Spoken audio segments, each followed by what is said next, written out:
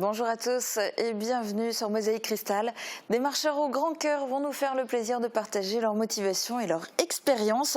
Gérard Bergans, vous vous mobilisez pour le Népal. Julien Martin, vous allez bientôt faire le GR20 en soutien aux enfants malades. Bonjour à tous les deux. Bonjour. Bonjour. Et merci de participer à cette émission. Avant de vous donner la parole, on va faire le point sur l'actu et on commence à Ambar où un débrayage se poursuit sur le site de Smartville. Uranie est sur place depuis ce matin. Bonjour Uranie. Salut Julia. Quel est le topo? Explique-nous. Alors en fait, ce sont quelques représentants syndicaux de Magna Unifor qui font grève, ils font un débrayage depuis déjà lundi 17h. Alors certes, ils ne sont pas beaucoup sur place devant la porte 1 de Smartville, mais le débrayage c'est surtout à l'intérieur de l'usine et la grande majorité de la centaine des salariés est derrière ces quelques représentants syndicaux. Alors ce débrayage forcément impacte la production de la Smart, mais c'était voulu forcément pour marquer le coup. Alors bien sûr, ils se sentent délaissés et veulent des accords écrits et signés pour officialiser et concrétiser ce qui n'est pour le moment que des promesses, notamment concernant la sauvegarde des emplois. Alors pour Magna Unifor, ça serait 37 emplois qui seraient menacés et d'ici quelques instants, on en saura plus avec un délégué syndical CGT. Merci Uranie et puis merci à Marie au cadrage. On revient donc vers vous dans quelques instants. Voici d'abord quelques infos en bref et en images.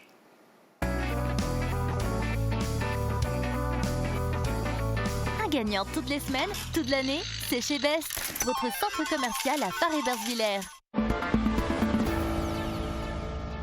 Un au vent pour la salle Christiane Rapin à Egelsart. Il a été confectionné avec du pin de Hanau, le bois de la forêt communale. Il a ensuite été transformé dans une scierie de Montbronn pour créer la charpente. Une surface de 100 mètres carrés accolée à la salle des fêtes existante qui permettra d'accueillir de belles festivités durant les beaux jours. Sur la route, il faut être vigilant aux autres automobilistes, aux piétons, mais également aux animaux. Malheureusement, ils sont nombreux à traverser les routes départementales sans que les conducteurs puissent les éviter. Mais que deviennent les animaux morts sur les routes? C'est d'abord l'UTT de Sarreguemines Beach qui va intervenir pour les placer sur le bas-côté de la route, puis appeler la mairie de la commune concernée. C'est à cette dernière de faire le nécessaire pour les enlever. Reflets de cuivre et clair de lune, c'est le nom de la nouvelle exposition au musée de la faïence de Sarreguemines.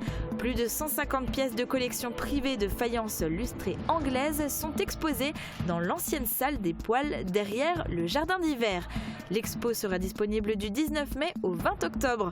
À l'occasion de la nuit des musées ce samedi, un vernissage est prévu dès 18h. Des visites décalées et commentées sont proposées dans les deux musées de la ville gratuitement.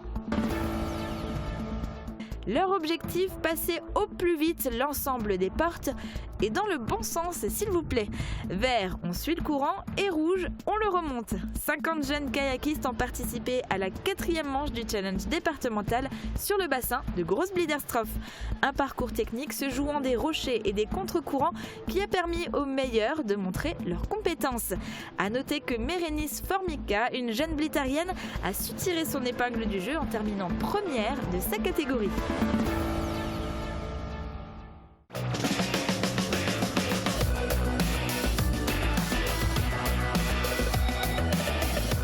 La médiathèque de l'Agglo, l'innovation au service de la culture. Et pour les infos côté ciel, voici les prévisions de Météo France pour demain. J'ai entendu que tu voulais une voiture. Oui, Don Credito. Je crois que je peux t'aider.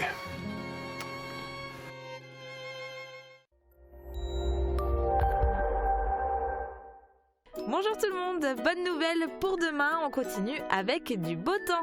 En matinée, on pourra profiter de belles éclaircies. L'après-midi, les périodes ensoleillées et passages nuageux se succèdent, mais aucune précipitation n'est à prévoir. Côté température, les maximales iront entre 18 et 21 degrés. Demain, nous serons le vendredi 17 mai, nous fêtons les Pascales et le soleil nous accompagnera de 5h45 à 21h10. Et avec ce beau temps, vous pourrez en profiter pour vous balader. Vous croiserez peut-être de jolis papillons comme sur cette photo de Fabienne Rumpler. Passez une agréable journée en notre compagnie et retrouvez tout de suite la suite de nos programmes. Pour toi, je vais devenir ton parrain au Crédit Mutuel. Tu me remercieras plus tard. Au Crédit Mutuel, les bons plans, ça se partage. Parrain et parrainé profitent d'avantages exclusifs. Je dois mon esprit d'ouverture à d'ingénieux créateurs. Fermap, des fenêtres étudiées pour vous. Avant de faire le point sur la situation de Magna Uniport aujourd'hui, je vous propose un plongeon dans le passé. L'histoire démarre en 1998 quand le groupe Magna rachète la société Uniport. D'année en année, l'évolution suit son cours, faisant de Magna Uniport un véritable partenaire de l'usine Smart jusqu'à aujourd'hui. Reportage. Un an après le rachat de la société Uniport par le groupe Magna, une nouvelle ligne de montage est déjà en service. L'usine emploie alors 135 salariés qui assemblent 160 000 portières et le même nombre d'haillons. Nouvelle évolution de production avec l'intégration de la Smart Cabrio en 2000, puis Roadster en 2003. En 2007, c'est le lancement de la deuxième génération de Smart City. Point culminant en 2018 avec 140 000 véhicules produits à l'année avec 159 salariés. L'année suivante, Magna Uniport change d'organisation et de management avec le projet Lean Manufacturing et la création d'une Smart 100% électrique. Les évolutions continuent ainsi que l'obtention de nombreuses certifications. Magna Uniport a donc fait du chemin avec aujourd'hui à Ambar une centaine de salariés et 500 véhicules produits par jour en production pleine contre à peine 50 en 1998. Malgré le succès, les dernières annonces de Smart, avec l'arrêt de la Smart électrique et l'intégration du SUV de Mercedes, les tensions sont présentes. Les sous-traitants s'inquiètent pour l'avenir. D'ailleurs, certains disent même que d'ici 2024, l'histoire déjà bien riche de Magna Uniport pourrait s'arrêter. Et on est maintenant en liaison avec Aziz Benchikar, délégué syndical CGT à Magna Uniport. Bonjour. Bonjour. Et merci d'être en direct sur Mosaïque Cristal. Alors expliquez-nous, qu'est-ce qui vous a poussé à débrayer depuis lundi ? Oui, effectivement, voilà, je vais vous expliquer un petit peu la situation chez nous, chez Magna Uniport. C'est pas le premier débrayage qu'on a fait. On en a fait un, c'était le 10 avril. On a fait venir le directoire du groupe d'Autriche. Justement, nous, on avait fait un droit d'alerte auparavant. Dans lequel la direction nous a annoncé qu'on a 37 salariés en plus à partir de juillet. Et puis, voilà, nous avons expliqué au directoire qu'on a 37 personnes. Qu'est-ce que vous êtes prêts à faire pour ces 37 personnes ? Nous, on voulait négocier pour ces salariés. On voulait négocier du reclassement pour ces salariés. Voilà. Alors début mai, a priori, la direction de Magna Uniport avait prévu un accord écrit. De quoi s'agissait-il et qu'en est-il aujourd'hui ? Oui, justement, cet accord, c'était justement sur les négociations par rapport à ce que le directoire s'est engagé. Ils se sont engagés à mettre en place un reclassement. Et puis, ma direction, ils font les oreilles sourdes par rapport à cet accord-là.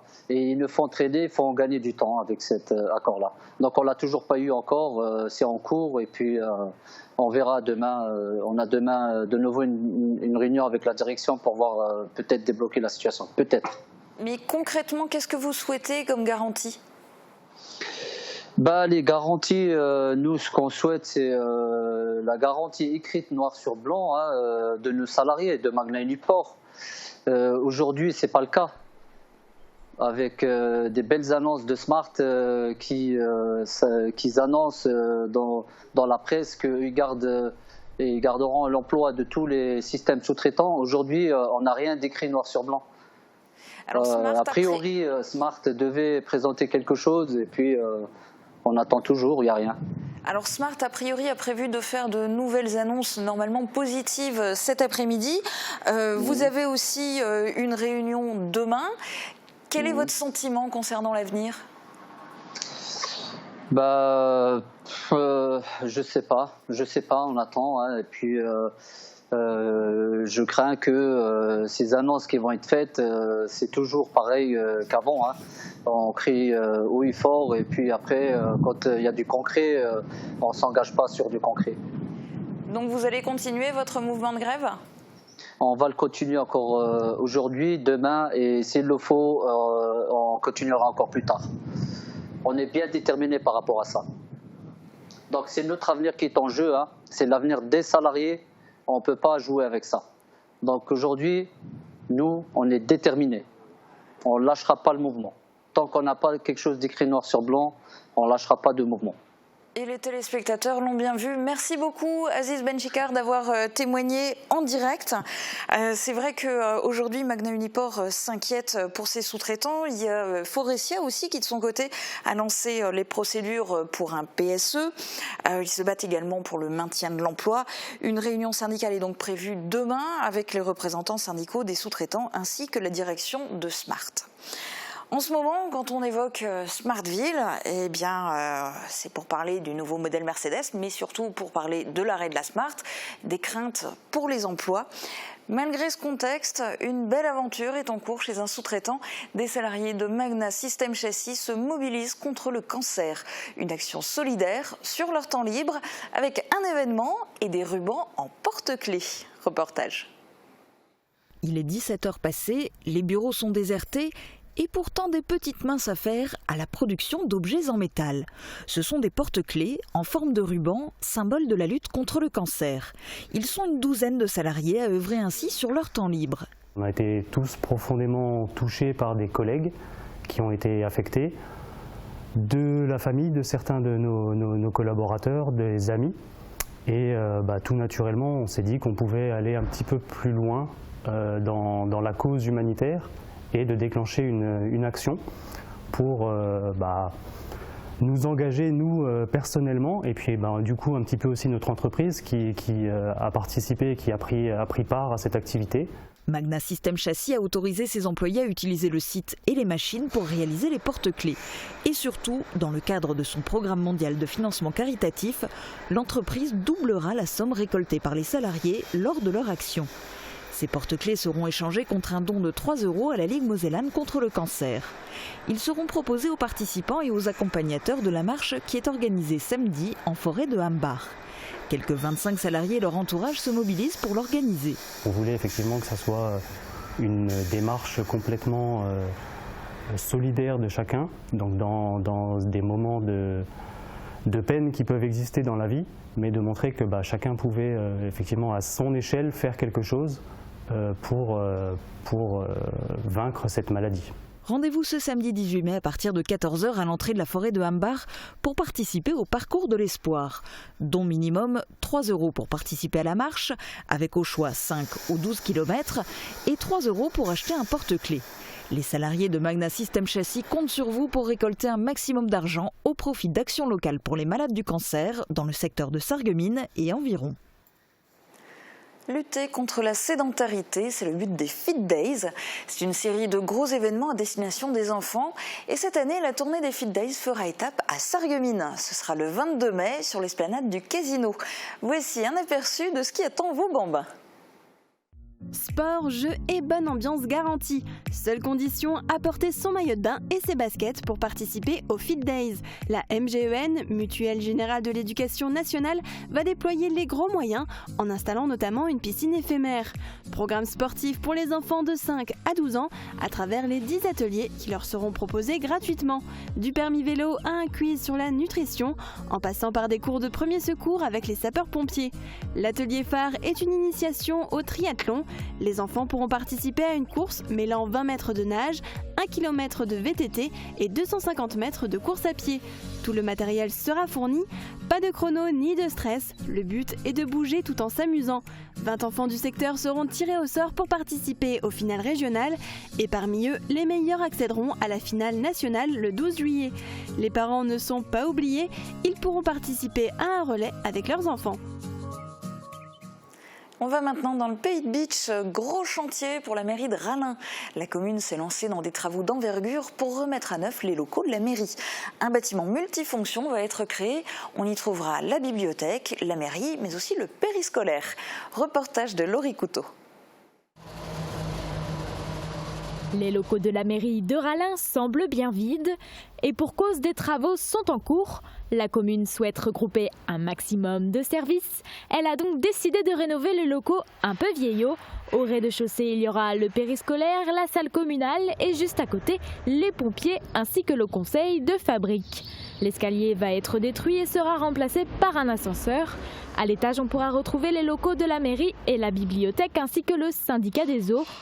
Pour ce qui est des combles, une partie va être détruite. Seule cette dalle en béton sera préservée pour entreposer quelques affaires. Toutes les canalisations et l'isolation vont être refaites. 8 entreprises travaillent sur ce chantier et elles ont déjà eu de belles surprises. On a eu une petite difficulté, oui, on verra au-dessus.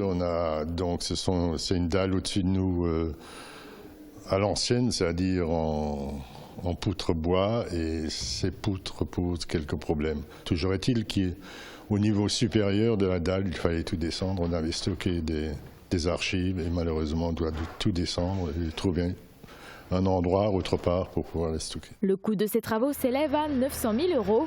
Ce montant est subventionné à une hauteur de 70% par l'État, le conseil régional et le département. Les travaux ont commencé il y a 2 mois et devraient se terminer en mars 2020. En attendant, les locaux de la mairie sont délocalisés aux 4 rues des écoles. Concernant le Pays de Bitche, il y a un personnage emblématique qui a marqué des générations d'adolescents. C'est l'abbé Aloïse Schaff au lycée-collège Saint-Augustin. Vous allez pouvoir écouter son témoignage dans quelques minutes. Et puis on parlera d'abord des marcheurs qui se mobilisent pour de grandes causes avec Gérard Bergans et Julien Martin. A tout de suite.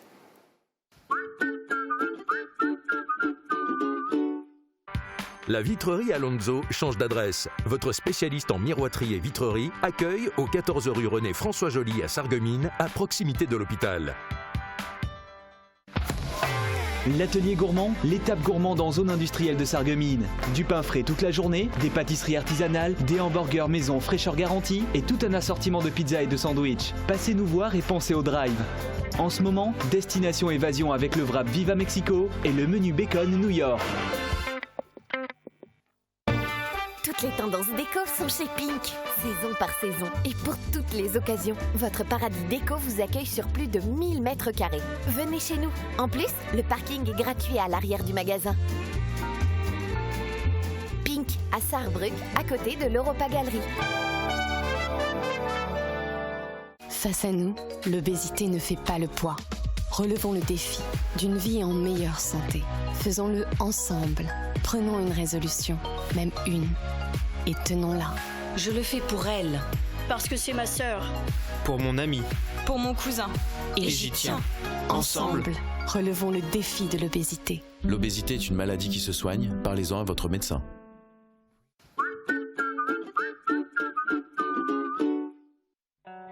Fort de ses 70 agences et de ses 6000 intérimaires par jour, DLSI soutient le SFC en championnat. DLSI, l'énergie de vos emplois et de vos footballeurs. Avant-dernier match de la saison pour le SFC qui doit confirmer son maintien. Les faïenciers reçoivent Thaon-les-Vosges. Coup d'envoi de la rencontre à 18 h et c'est en direct sur Mosaïque Cristal.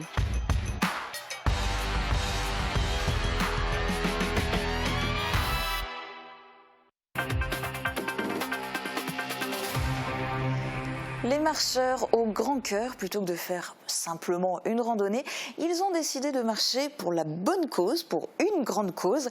Gérard Bergans, vous avez eu un coup de cœur pour le Népal. Racontez-nous comment a commencé cette aventure. Le premier déclic, ça a été il y a très longtemps, en 72. Donc j'étais dans ce petit pays pendant quelques jours, un peu, disons, avec quelques difficultés liées à la météo. Et donc je m'étais promis de retourner un jour dans ce pays pour le découvrir un peu plus en profondeur. Et donc ça a duré très longtemps pour que j'y revienne. Et depuis 2003, j'ai enchaîné un certain nombre de voyages. Voilà. Donc c'était un coup de cœur sur place, un peu par hasard. Julien Martin, vous avez décidé de vous mobiliser au profit des enfants malades. Là, c'est beaucoup plus personnel parce que vous avez été personnellement concerné. Tout à fait. Donc, on a eu des soucis de santé avec mon fils de 18 mois actuellement en fin d'année 2018, du coup. Donc il a été hospitalisé pendant une dizaine de jours, il a subi des dizaines d'examens pour trouver ce qu'il avait. Au final, il s'avère qu'il n'avait rien de spécial. Un simple traitement de base a suffi à lui faire passer son problème. Donc et pendant cette période-là, on s'est donc rendu compte des conditions d'accueil des enfants et des patients en règle générale, mais des enfants particulièrement donc dans les chambres qui sont d'un austère le plus complet, les lits à barreaux, aucune couleur dans les chambres, pas de drap de lit spécifique aux enfants, rien de concret pour améliorer le quotidien, rien qu'à travers ces petites choses, quoi. Alors du coup, vous vous êtes dit, je veux faire quelque chose. Du coup, oui, j'avais ce projet moi en tête déjà de faire le GR20 personnellement par le passé, sans m'être jamais lancé dans cette aventure. Et en reparlant avec ma femme en début d'année 2019, donc les deux choses se sont liées entre elles. Et du coup, j'ai recherché cette association, donc, et puis de fil en aiguille, on est venu le projet. Oui, mais alors quand même, vous allez partir en Corse, faire 180 km.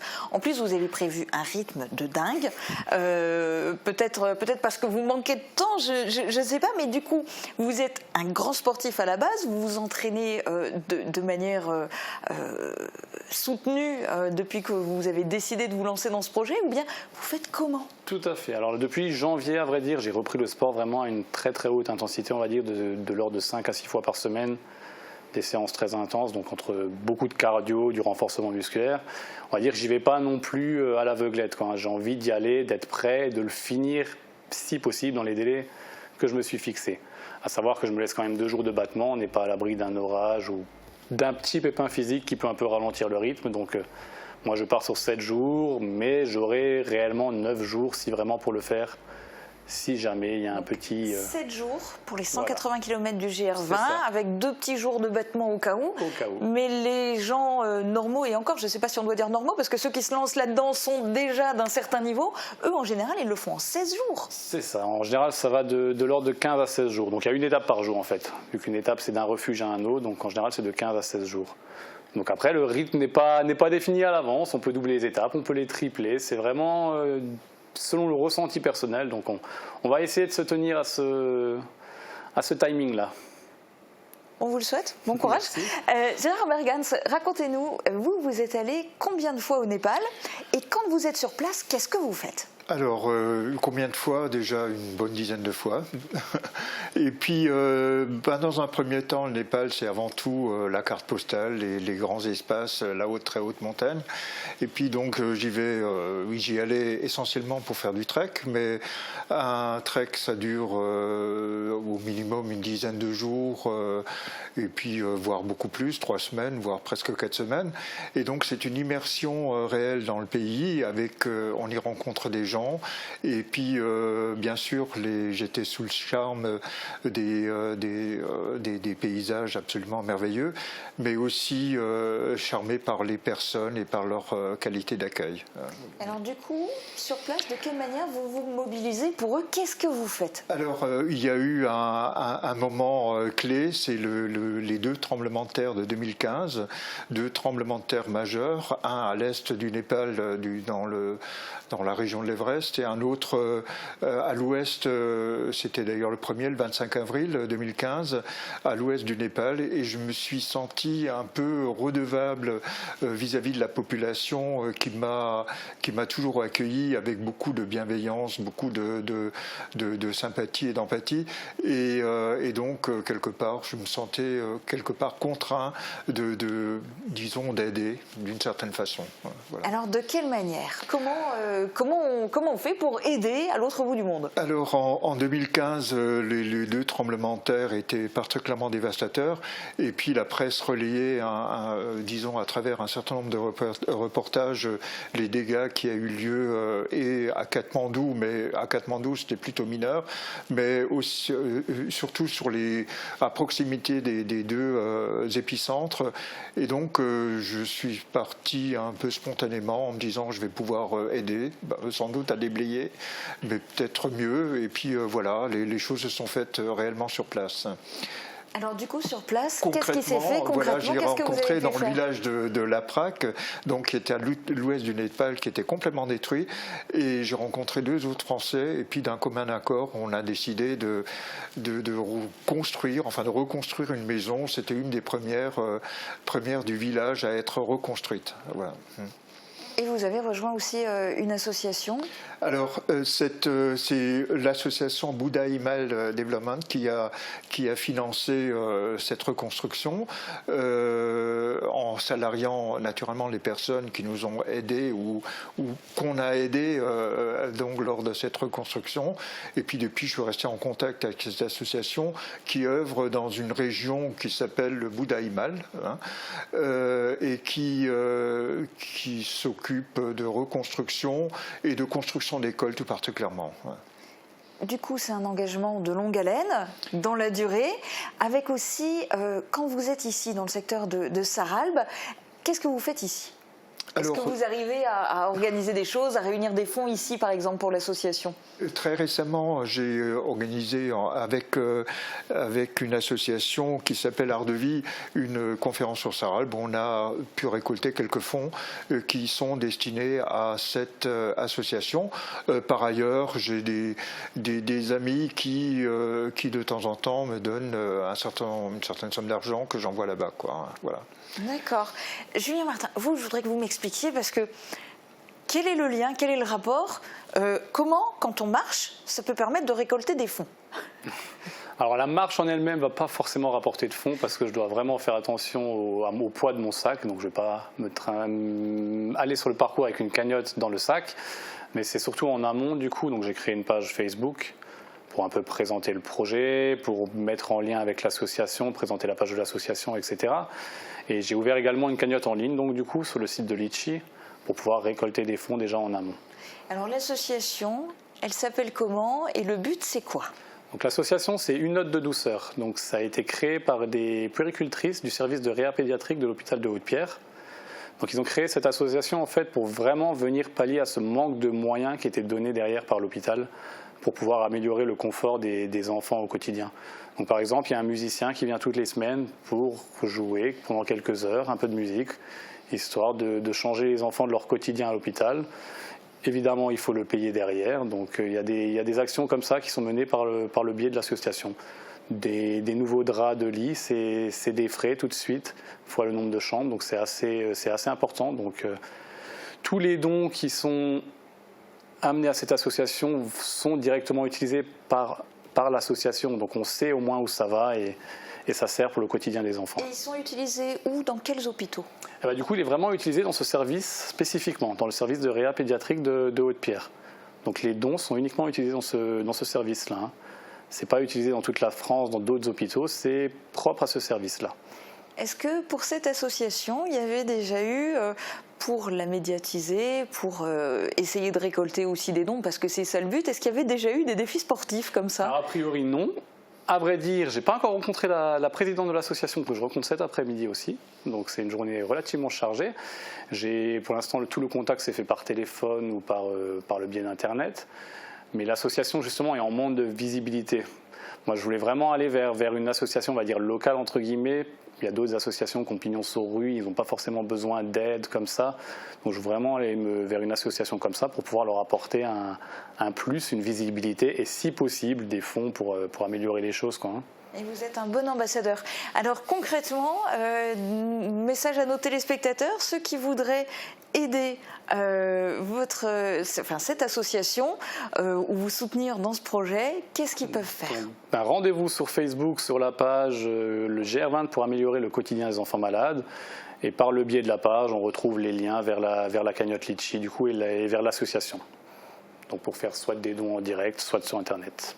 Ok, et vous nous enverrez des images de Corse? Sans souci. Sans la neige qui est en ce moment, parce que comme vous y allez au juillet, normalement ce sera bon.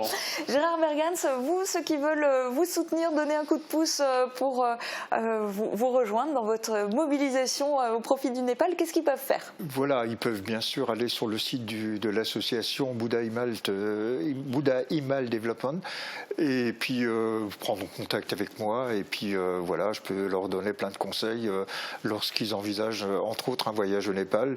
Aider le Népal, c'est pas toujours des choses très compliquées à entreprendre. C'est pas forcément de la reconstruction, c'est simplement garder un petit espace et un petit volume dans ses bagages, et puis d'y emmener des chaussures pour les enfants, des habits d'enfants, et puis voilà. Et c'est déjà une façon d'aider. Donc chacun peut aider. Merci beaucoup à tous les deux d'être venus témoigner, et puis bravo pour votre mobilisation.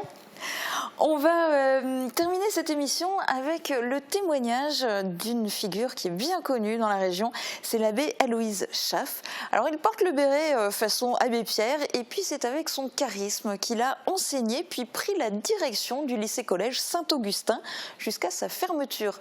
Francis Hoffman l'a rencontré dans sa demeure à Bitche pour un retour sur une vie d'engagement au service des autres. Je vous laisse découvrir en vous souhaitant une très bonne journée. À bientôt. Pour vos menuiseries, demandez le conseil, le choix, la pose. Exigez la qualité, le service et l'expérience. AG Fermeture.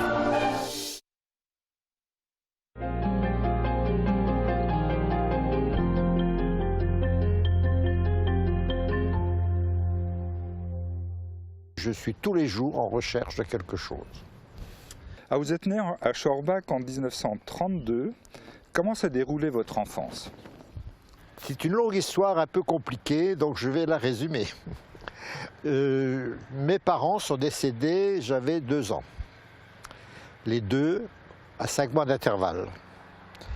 Je suis donc parti en orphelinat à Metz. De là, des petits paysans de Saulgne m'ont pris pour, bien sûr, contre rémunération un peu. L'orphelinat accordait quelques subventions. Arrive la guerre et je pars avec ces personnes dans le Lot-et-Garonne, à Stafford. J'ai appris plus tard que c'était la maison de la grand-mère de Cabrel. Surprenant. J'étais là maintenant 2 ans, oui, 46, j'étais là-bas chez eux 2 ans. Une sœur aînée m'a retrouvé, la famille ne sait pas en principe où sont les enfants qui sont à l'orphelinat. Et elle a travaillé chez les Saint-Exupéry comme gouvernante d'enfants. Et c'est la comtesse qui m'a retrouvé. Par elle, je suis entré au petit séminaire de Bergerac. Après-guerre, bien sûr, à la fin de la guerre, je suis remonté. Et bon, j'ai continué mes études au collège Saint-Augustin. Ben justement, c'est là que je vais vous interrompre. Donc en 1946, vous entrez au collège Saint-Augustin en classe de 4e. Racontez-nous la différence entre une 4e de l'époque et une 4e d'aujourd'hui. Je suis tombé dans un milieu tous les enfants parlaient patois. Moi, je parlais avec l'accent périgourdin. On n'était que 3. Donc, on s'est retrouvés là, pas trop à l'aise. Hein. Du coup, je n'ai jamais trop appris ce patois. Je débrouille quand même. Hein. Mes souvenirs sont un peu loin, mais on était obéissants, on travaillait, on était en études. On faisait aussi de temps en temps, bien sûr, quelques bêtises.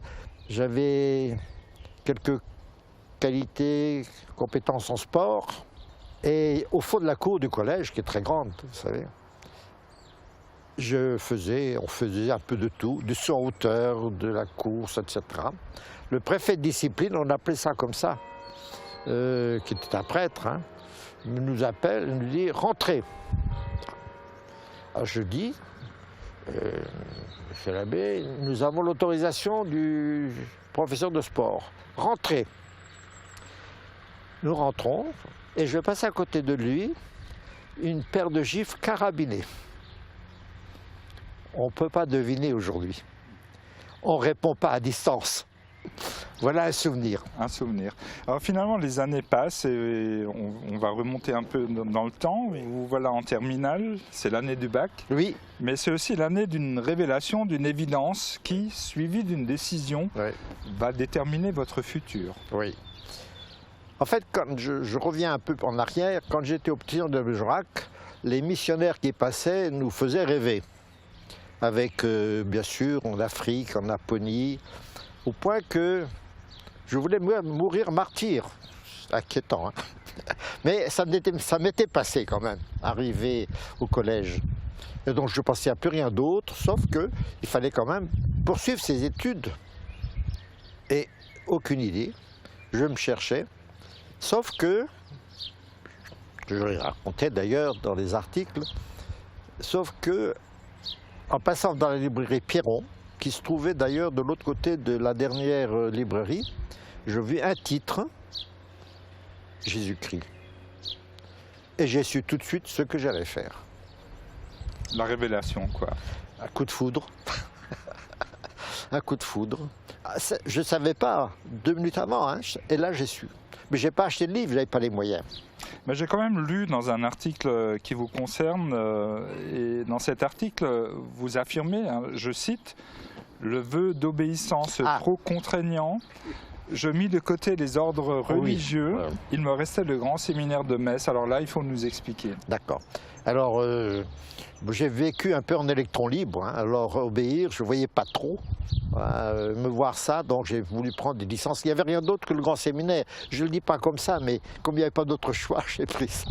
Alors en fait, oui, je suis entré au séminaire, et là, évidemment, j'ai découvert ce qu'on appelait la recherche personnelle. Au bac, on apprend la leçon, on redonne ce qu'on a appris, et surtout, il faut que ce soit pareil. Là, non, on vous donne un sujet et pendant 3 mois, vous pouvez piocher, lire, étudier, faire un dossier, et ça m'a passionné. De ce fait, j'ai appris la recherche. Et j'avais un domaine particulièrement sensible qui m'intéressait, c'était l'archéologie biblique. J'ai souhaité aller à l'école biblique de Jérusalem. Mais l'obéissance a dû jouer quand même, puisque mon professeur de mathématiques, qui s'appelait le père Spire, bien connu, hein, m'a demandé de faire préparer la maîtrise de sciences physiques.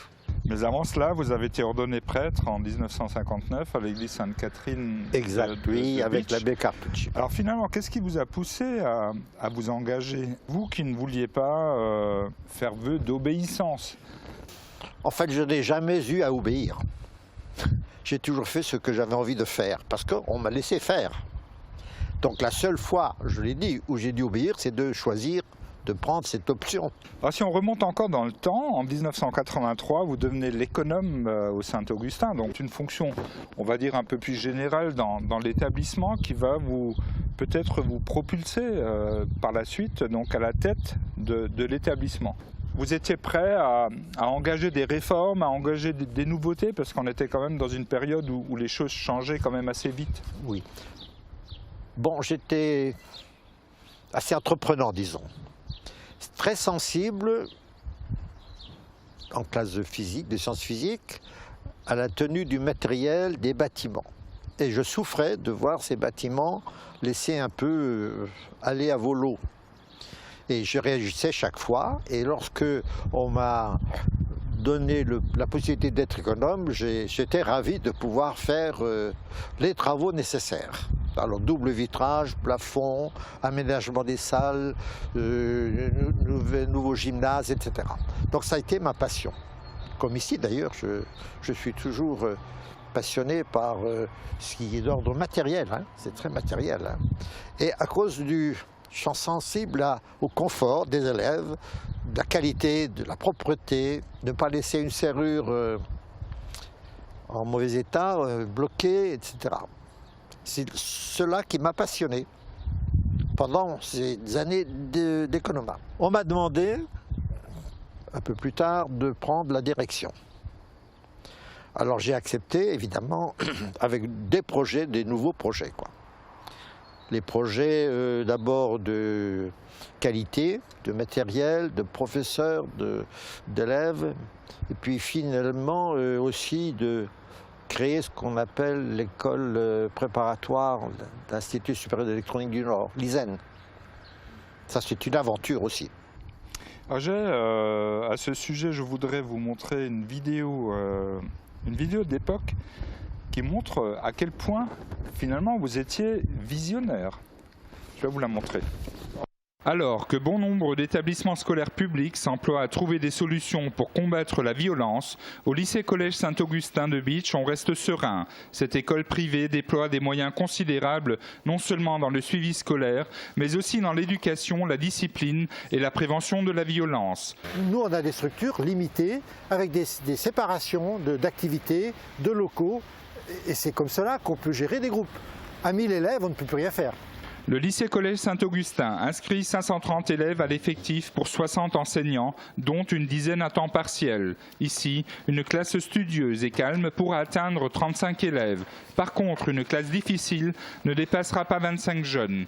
6e, 5e, c'est une communauté.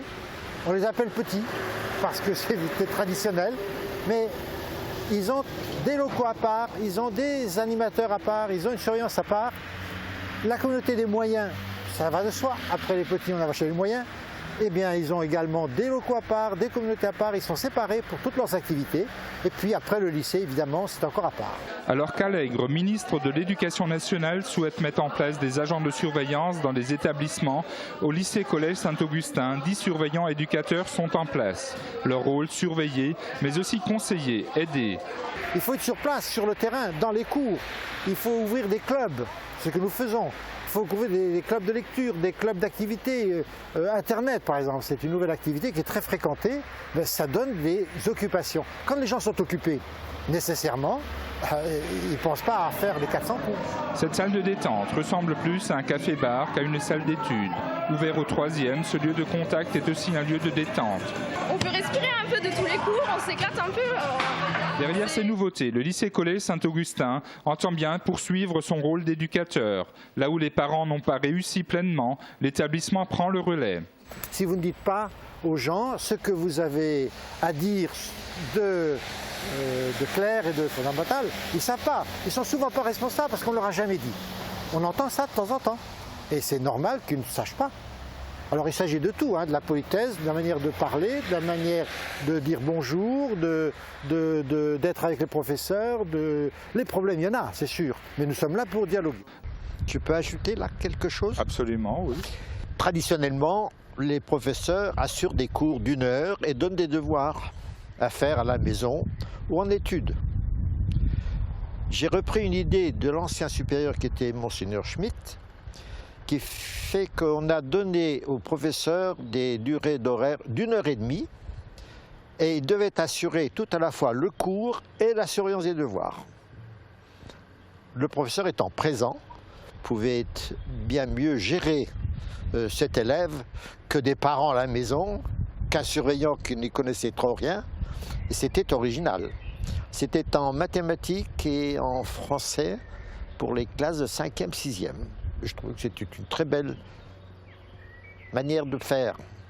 Ben justement, à ce sujet, j'avais préparé une vidéo qui atteste cela, et je vais aussi vous la montrer. Ah bon. Faire accompagner les élèves par leurs professeurs pour leurs devoirs est une chose essentielle si l'on veut un meilleur suivi. Cette réforme a lieu en mathématiques, en français. Les élèves sont suivis par les professeurs pendant la classe pour leurs devoirs. Il reste bien sûr quelques devoirs et quelques leçons à apprendre en dehors. L'après-midi est davantage consacré à des activités moins intellectuelles, techno, sport, d'autres activités un peu plus ludiques. Ce qui permet d'alléger à la fois le travail l'après-midi, le travail à la maison, et ça nous permet d'améliorer notre suivi des élèves. Finalement, qu'est-ce qui fait la différence entre le privé et le public ? Je pense qu'on a un peu plus de liberté et que l'on insiste peut-être davantage sur l'accompagnement humain, spirituel, qui est une part aussi du projet.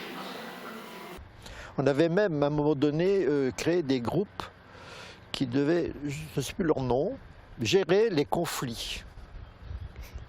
C'était un groupe d'élèves chargés de repérer, auquel les autres élèves pouvaient s'adresser lorsqu'ils avaient un conflit entre eux, une dispute.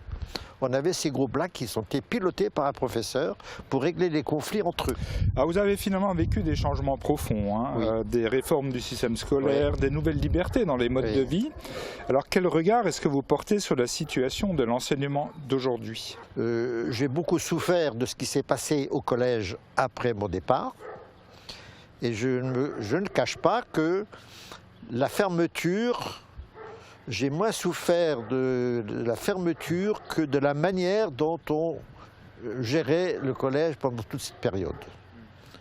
De la manière dont les élèves vivaient, l'encadrement se faisait, et ainsi de suite. Donc j'ai beaucoup souffert de ça. Donc un laisser-aller un peu général dans tous les domaines. Plus que ça, oui, c'était plus que ça.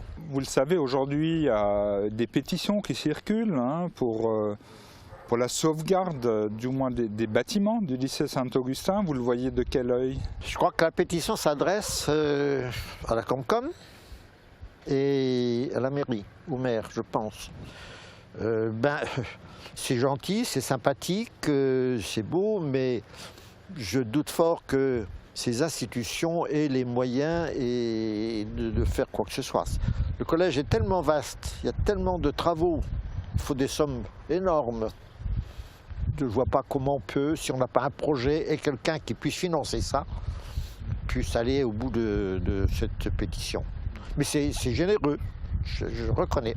Alors il y a un lien qu'on ne peut pas s'empêcher de faire entre le béret de l'abbé Pierre et celui de l'abbé Schaff. Oui, mais je ne suis pas l'abbé Pierre. Hein. Oui, mais la création des Restos du Cœur de Schorbach ne sont peut-être pas un hasard non plus, parce que vous étiez investi dans le projet. Pas dans la création, non. Je me suis investi dans les Restos du Cœur en tant que responsable des appros. Mais longtemps après, hein. En 2000, quand j'ai quitté le collège, je me suis investi donc dans ce qu'on appelle l'approvisionnement, route de Strasbourg. Et c'est un peu... J'ai fait l'épicier en gros, si on veut. Jean Gabin disait dans une chanson... Je sais aujourd'hui qu'on ne sait jamais. C'est comme ça qu'il finit cette chanson. Alors il y a quelques jours, vous avez fêté vos 60 ans au service de l'Église et au service des autres. Que diriez-vous en quelques mots de ces années d'engagement et d'action? Écoutez, je ne regrette rien, bien sûr. Hein. J'aurais pu faire mieux, certainement. Maintenant, c'est trop tard. C'est quoi le regret qui vous tiraille le plus? Alors, ça ne me tiraille pas, mais au collège, je devais faire de la physique, des sciences physiques. Donc, je me suis occupé des élèves, de l'établissement, des relations avec l'académie, avec le personnel, avec les enfants. Je n'ai pas très pastoral, tout ça. C'est plutôt professionnel. Et quand je suis sorti de là, donc de paroisse, j'ai découvert le côté pastoral. Et là, j'ai trouvé que j'aurais dû quitter le collège plus tôt. Parce qu'il y a le contact avec les personnes, avec les gens, avec toutes les situations familiales que je trouve passionnantes. Écoutez, abbé Schaff, on arrive au terme de cet entretien. Et il est de coutume que nous laissions le mot de la fin à notre invité. On est dans des situations d'église, de crise énormes, qui font beaucoup souffrir. Pas seulement au niveau d'église, mais aussi dans le monde. Hein. Le Yémen, ça nous renverse, ça nous bouleverse. Hein. Et on se sent bien impuissant. On est sous un rouleau compresseur. Je pense que malgré tout, là où on est, il faut se battre pour que l'on soit autrement. Dans tous les domaines, là où on est, qu'on soit croyant ou pas, qu'importe, ça n'a pas de raison de faire un choix, c'est tout le monde, chacun.